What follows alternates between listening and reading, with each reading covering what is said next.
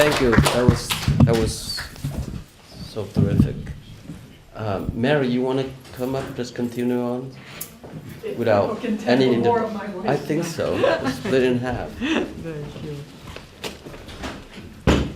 Me again.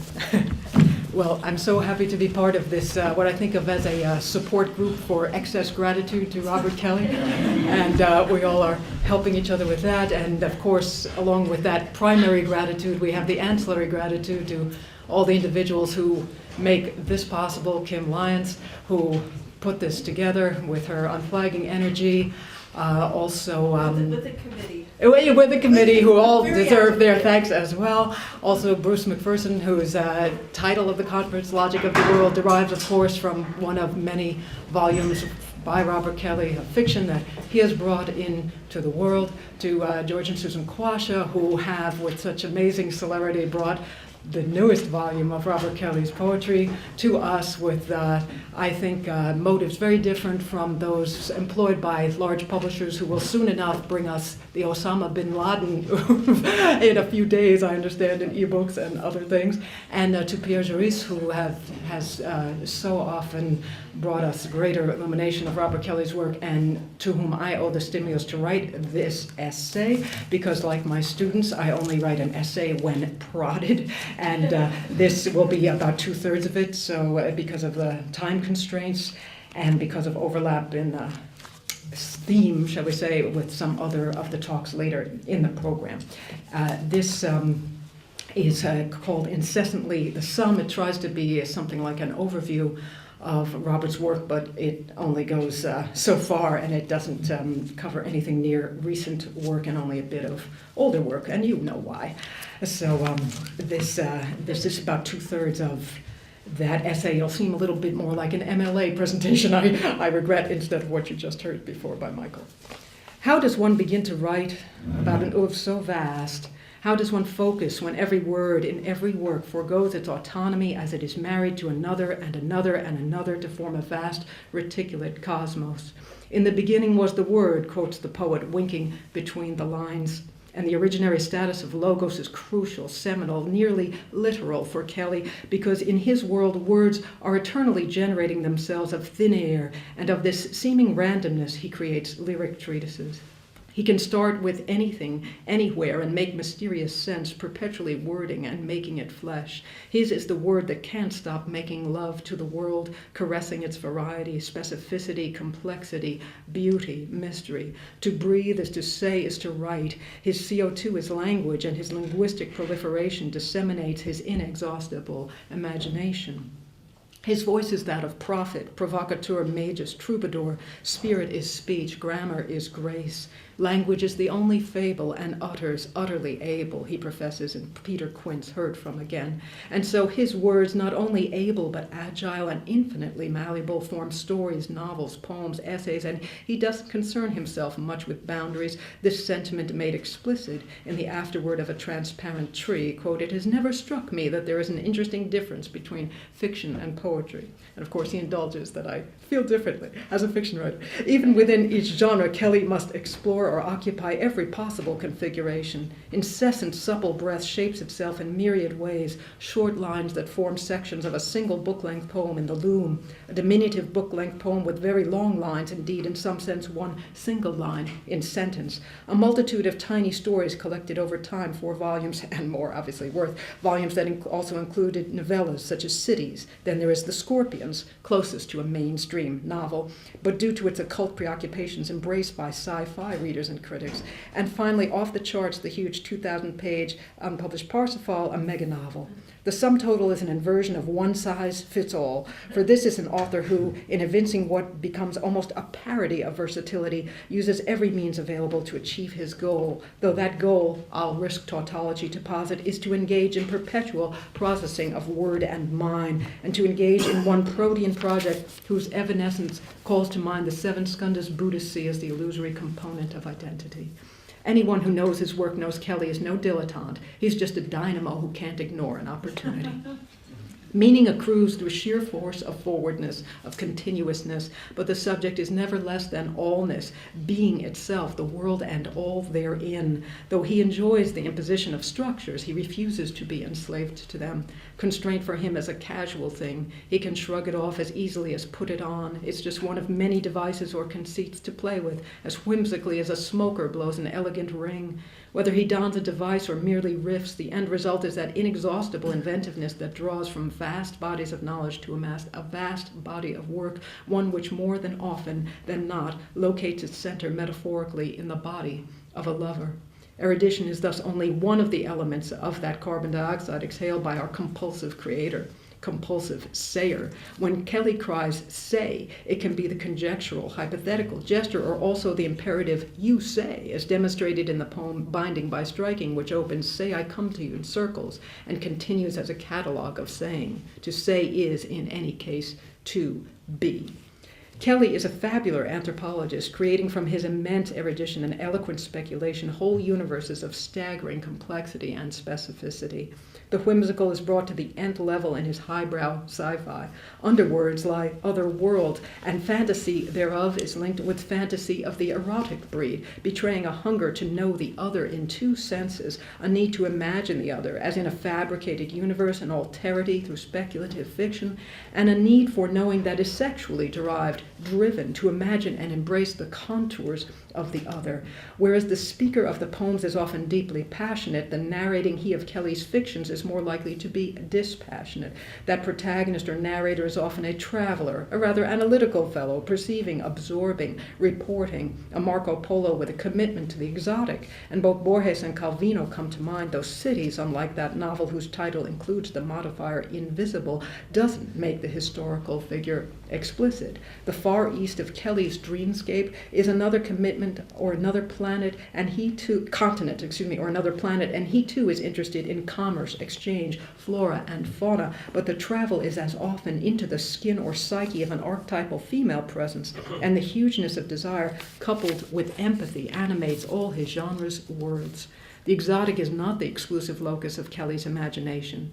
Everything I care for happens all the time, he states in Love Song 1 from the Mill of Particulars, so the extraordinary is continually reconstituted of the ordinary. He is a voyeur of the interior, as it were, because he wants to be as much as see, to merge more than manipulate. A conventional feminist reading of Kelly is unlikely to be a smooth one, as such adoration as he professes seems archaic. The appetitive pervades poem after poem, and one need not wander far within the imagery to find objectification. His indefatigable troubadour stance creates a speaker who cannot cease his rhetorical courting, caressing, obsessing, and making of woman a mythology. The Virgin Mary, Kali, the girl next door, he wants and needs them all, and gives them equal billing. Mythology in general is one tremendous stimulus in Kelly's work, all manner of myth. He is Judeo-Christian, Buddhistic, Kabbalistic, ancient. He has a fascination with taxonomies, astrology, tarot, alchemy, of mystery, of mysticism in general. The syncretic sum is too complex to bear a conventional rubric. Call it Kellyology. He is himself a visionary, and his vision would appear to encompass every species of flower fused with every manifestation of deity. Spiritual and sensual are also fused. Psyche is speech. Voyeurism becomes a trope for empathy, and sometimes he gives it a creepy surface, but more often a benign one. It's thrust not harming, but honoring and being complete, because in Kelly's mythology, the male is inadequate. The woman's rib would have made the man, not vice versa, and the woman is redemptive. He is not intending to imprison her in his lust or apostatize her upon his pedestal, but to declare his dependence on her. It is not she who is incomplete without his gaze, but he insufficient without her grace. Parody it's not, but one must understand this lust to be for soul as well as flesh. Not only Mary, but the Christ of conventional mythology presides as well. His suffering and compassion in passages too numerous to cite. Kelly's entire oeuvre is predicated upon incarnation, and through his work he aspires to render the world more compassionate, even while his fictive anti-heroes are more often than not a chilly lot. Cool journalistic observers, they leave the poet's warmth and humanity at the door as they enter novel or story with swagger or detachment. They are characters, after all, much less close to Kelly than the speaker of his poems and tiny tales, and I'd venture his most successful fictional creations because they are more fashioned in this fictive sense. They calculate instead of ruminate or meditate, the latter characterizing the consciousness delineated in the smaller or fragmented fictional pieces. Concrete detail here is again parodic in its prolificacy because it catapults us forward toward the fantastic. One is in awe as well as charmed, as with Amos Tutuola's palm wine drinkard and his spurious specificity. We find these Kelly fellows face to face with fate and fortune and determinism and such. Borges turf. The world in its least salient aspect is fodder for wonder in Kelly's mythos, as he makes us marvel, whether he be regarding a speck of sunlight or creating a country out of thin air, because regardless of the scale on which he works his magic, he performs it with authority, saying literally, here makes it so, hurl a world into the cosmos and witness it become material. I want a language that cannot negate itself, where every said is permanent. This grand rhetoric of desire is in effect what his body of work accomplishes. It is unstoppable and apodictic. It overwhelms with, to use a Nabokov phrase, volume and volubility, and keeps us perpetually mesmerized. It is protean and ingenious. You can't catch me, it says continuously, but the saying is itself perpetual breath.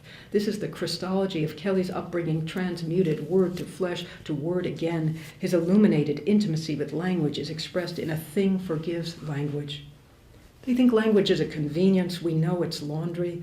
Language that stains that wash out of experience. Language would be natural and continuous and behaviorful, as the sky or ocean is, as all the chances of ocean, wave, typhoon, and sea serene are just water. So all the enterprise of language is just breath, serene and elemental, air of us. That's from Time of Voice. Indeed, there is something oceanic about the Kelly oeuvre. He himself an ocean of mentation, erudition, and imagining, an amniotic medium through which the natural world and the world of intellection and the otherworldly gracefully, effortlessly, ceaselessly flow into one another.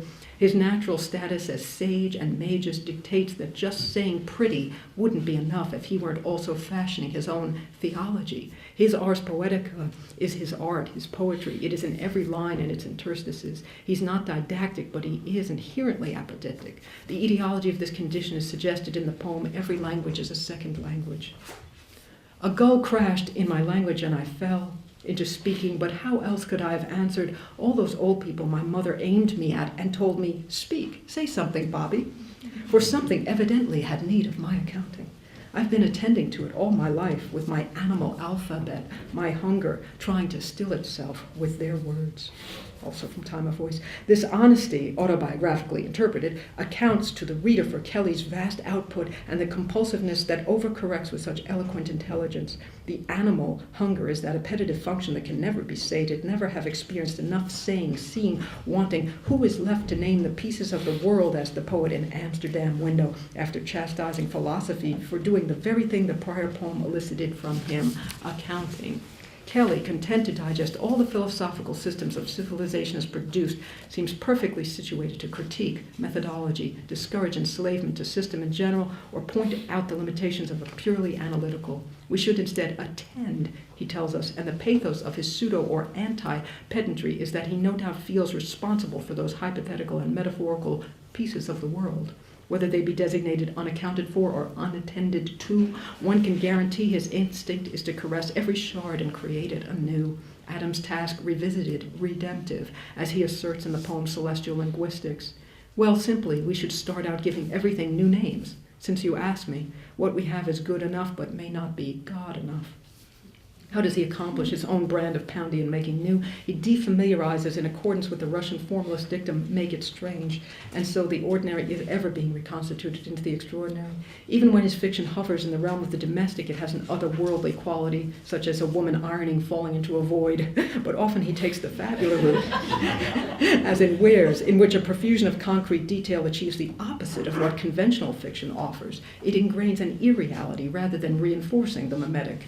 Kelly is a conjurer hunter of customs, rituals, commerce. He delights in anthropological transmutation, and whereas conventional fiction would have us know a self more deeply as the text progresses, the protean quality of Kelly's vision insists that the kaleidoscopic other is as stable as any self, just as in Buddhistic thought identity is deconstructed, and the practice of compassion, non-attachment, seems analogous to what Kelly won't allow his readers to glom onto through his crafty characterization, though glom is exactly what the guest does to its host, making for a chilly, icky, yet intriguing intimacy in which the voyeuristic impulse is transformed into a causal agent.